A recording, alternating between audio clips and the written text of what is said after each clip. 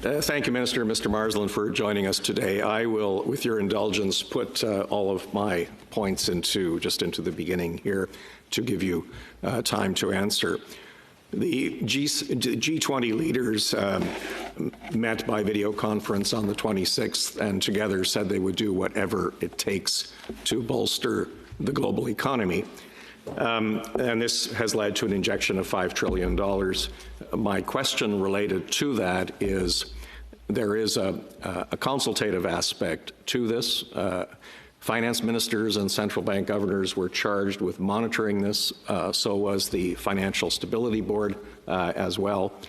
With talk of economies opening up, so to speak, at different times, what is the extent of the consultation between you and your colleagues? So if you could give us a bit of an update on that, I would be grateful.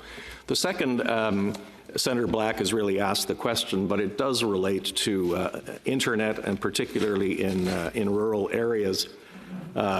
We are talking a lot, certainly in this chamber and across the country, about a guaranteed livable income. How about a guaranteed livable internet as well?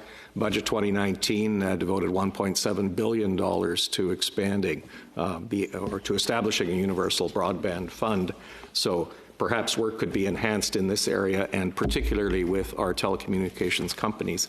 My last question and point, working with my colleague Senator Boyer of Ontario, is that we are seeing people in remote First Nations, Métis or Inuit communities that are not tech savvy or even connected to the internet, who are used to earning their meager living from selling or sewing crafts and other things, and they really have nothing now.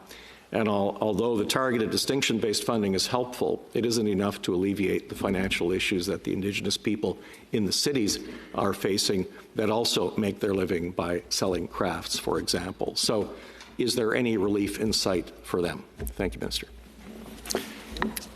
Well, thank you. Three separate issues. So on the first issue, we have been, during this time of crisis, fairly extensively involved with our colleagues around the world. So the Prime Minister, as the Senator mentioned, has been involved with the G20 and with the G7. Certainly I've been involved with finance ministers and central bank governors around the world through the G7, through the G20, and through the International Monetary Fund. This coming week, actually, we have a number of meetings. There is on Tuesday morning a meeting of the G7 finance ministers, on Wednesday morning a meeting of the G20 finance ministers, and I believe Thursday morning a meeting of the International Monetary Fund finance ministers and central bank governors. These meetings will help us to continue to update how we're doing in different countries. You're seeing measures that are fairly similar across industrialized countries in terms of the scale versus the economy, as well as in terms of the focus on supporting, first of all, people, and secondly, businesses. Differences in different countries, but broadly similar. So we'll continue to do that. It will give us insights into how we can continue to move forward in this dynamic crisis. And those discussions are also, happening on a day-to-day basis with various of my colleagues. With respect to the internet availability across our country, it has been a key area of focus. Obviously, that's of particular importance now, where we're all relying on it for our day-to-day lives.